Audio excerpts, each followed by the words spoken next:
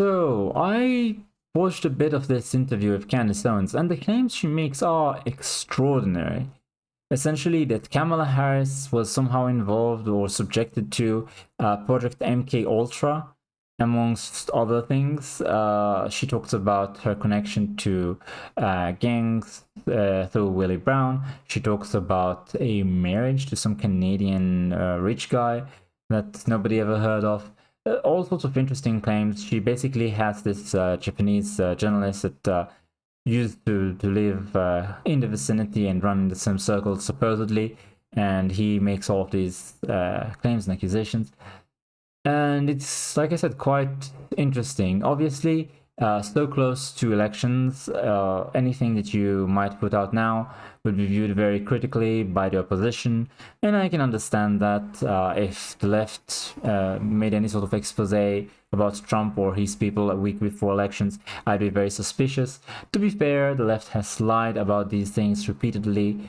And very blatantly, the right less so, in my opinion. The right is more scrutinized, has less opportunities to do so, and the penalties for being wrong are very heavy, whereas the left gets away scot-free every single time, so that may be why.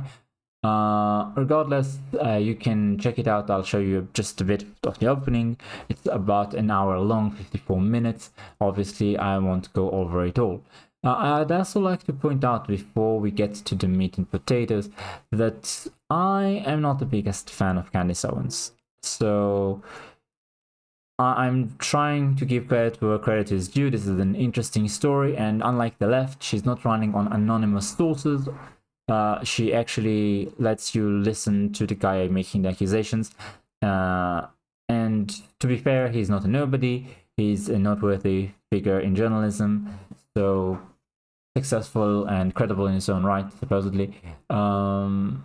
Which is why it's worth your time, perhaps. You make up your mind.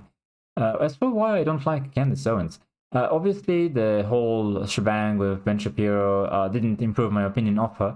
Not because I'm always in support of Ben Shapiro, I sometimes differ in opinion from him.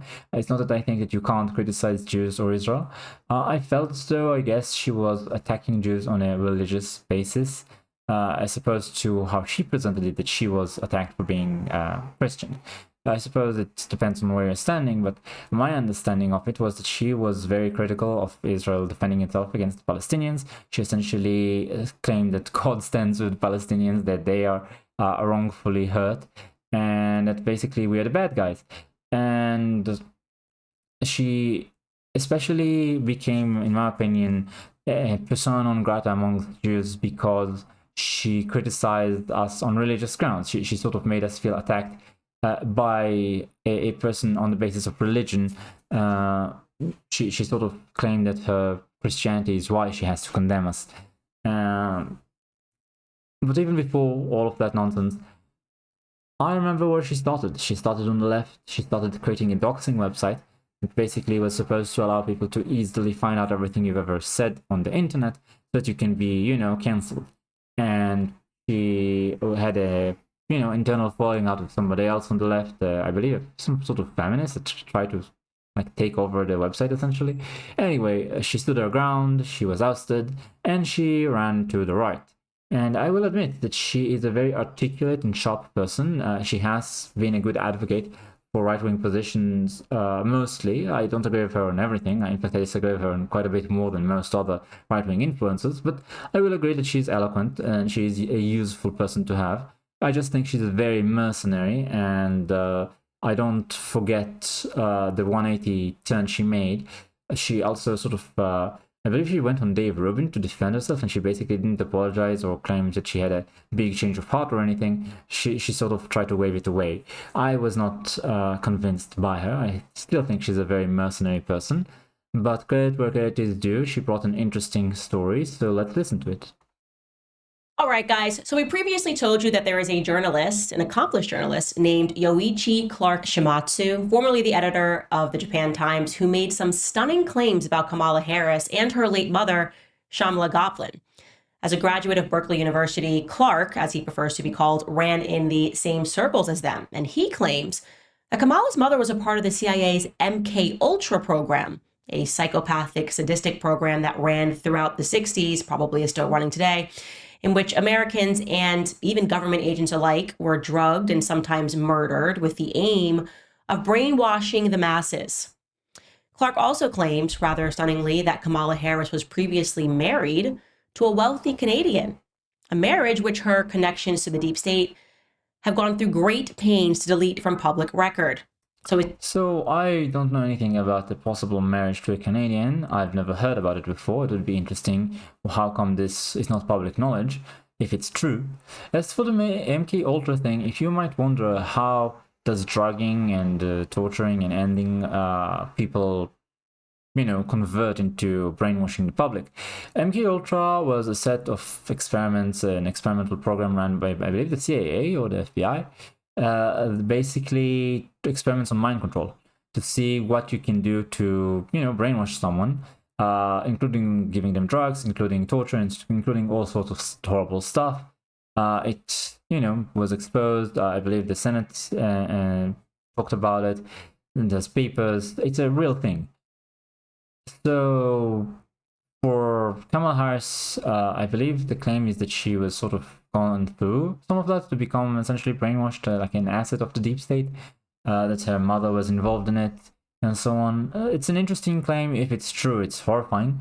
I'm not quite sure how believable it is unless you have stronger evidence than one person, even if he is credible, saying it.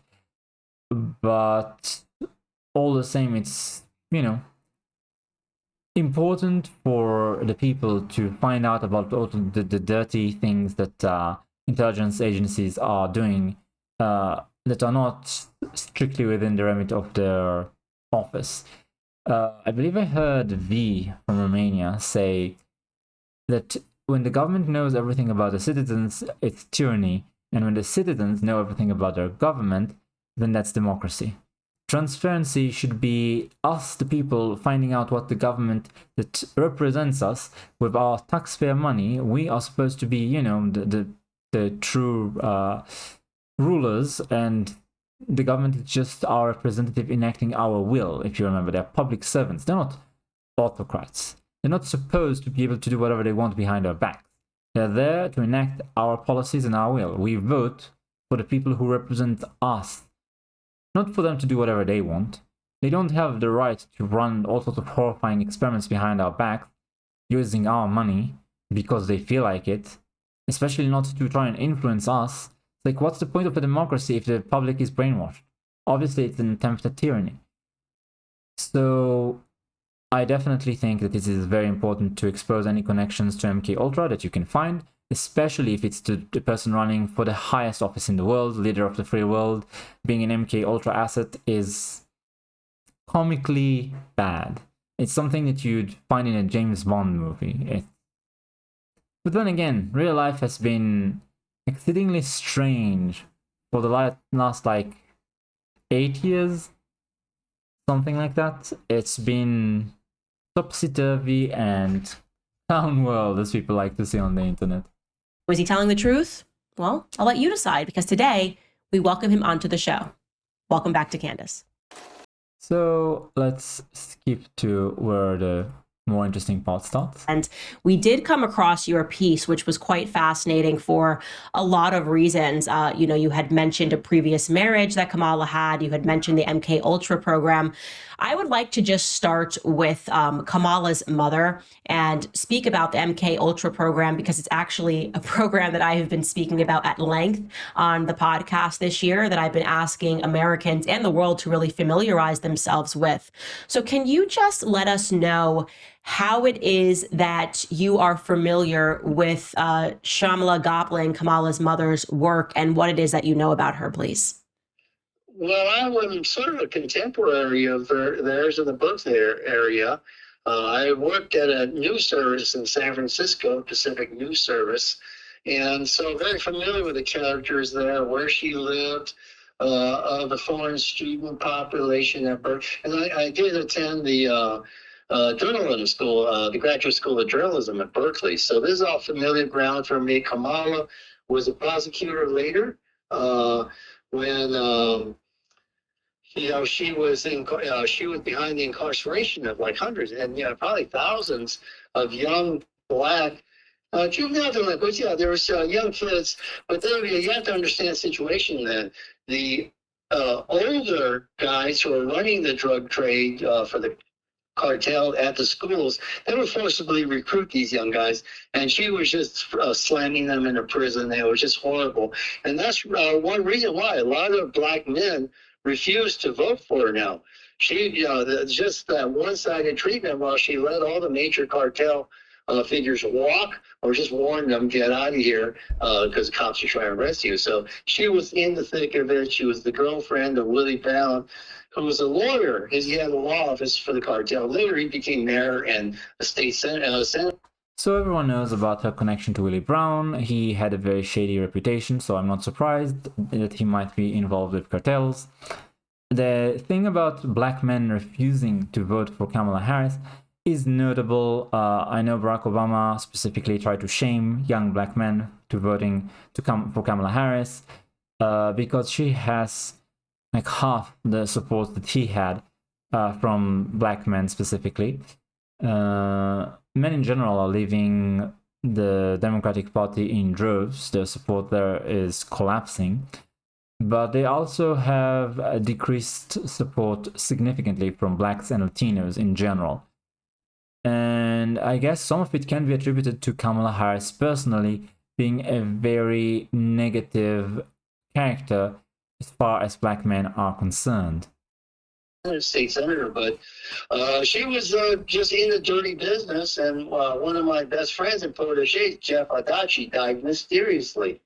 Yes, let's actually speak about that. So you have a young friend and your protege named Jeff Adachi, and the first time that I had come across his name was in your piece, and I did do a little bit of research, and it is a fact that he did die rather mysteriously, and I think it would be fair to say that he was a contender of Willie Brown's office. Willie Brown was running somebody against him, definitely made enemies, I would say, of the Democrat elite class in San Francisco. So could you just inform my readers a little bit more about Jeff Adachi? The thing is, he was at Booth Hall, and as a contemporary of Kamala's, he was a straight A student, and she was, they were going to kick her out because her grades were so bad, and they didn't think she'd make it in law.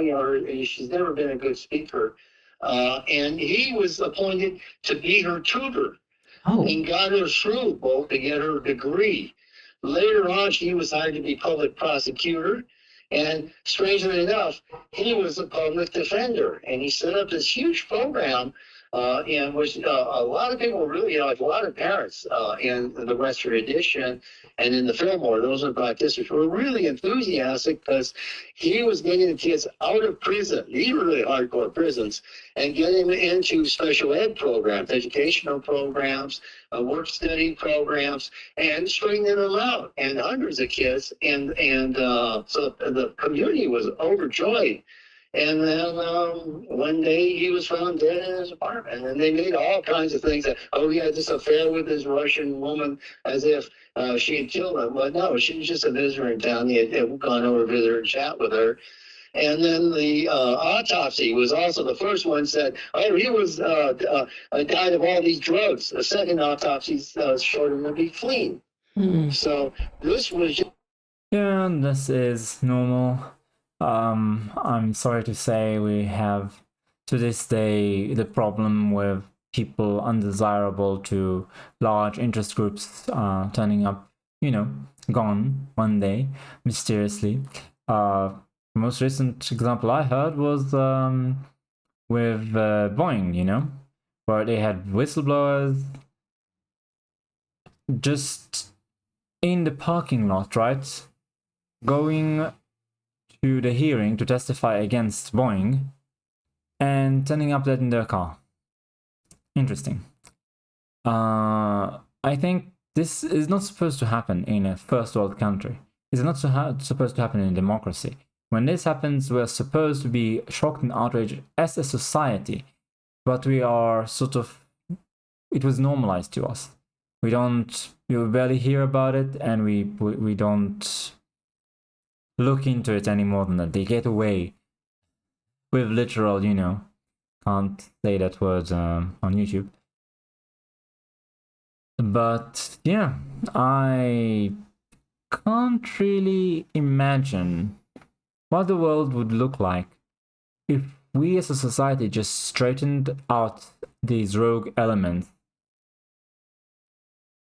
7 autopsies said he's clean, but they still declare it drugs. Okay. It's just, the thing is, they are so bad at lying. They are so incredibly bad at it. You can see that their excuses are laughable every single time. Like, oh no, Joe Biden has a stutter.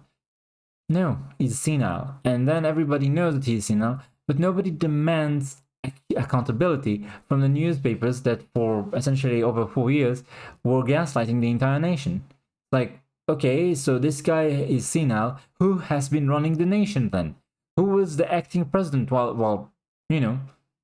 This is not a small trivial thing.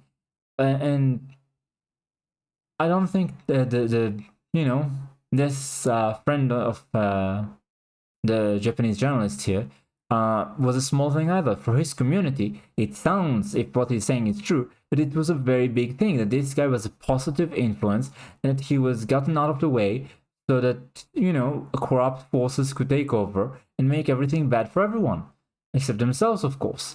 And this happening on all levels of society is one of the major reasons why society is crumbling, why everything is getting worse day by day. And this is a sentiment that you can see expressed in all Western countries. You can see, if you watch videos specifically by people who live in Britain, about Britain, if you watch videos about France, if you watch videos about Australia, about Canada, and yes, about the United States, they all express the same sentiment. Things are getting worse day by day.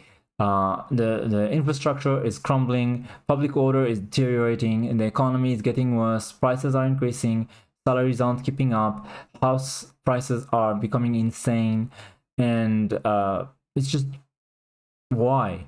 Because the people in power in our communities are corrupt. They're self-serving, and they, to put it, they make the money off of your misery. Let's say your pain is what makes the money. This can't be allowed to continue. You can watch the entire thing where they get into way more detail about MK Ultra. I am not sure if I can get away, honestly, with showing you, because I'm not a big channel like Candice Owens. It's happened in the past that, you know, YouTube shadow bans or bans channels for showing what another channel has shown. Mostly though, if it's you know, mainstream media, they can get away with anything. But even smaller channels are more susceptible to this sort of thing than the larger ones. MK Ultra is horrifying, to say the least. And if you're interested, like Candice said, she has more on the subject. Thanks for watching. Like, comment, subscribe, and I'll see you next time.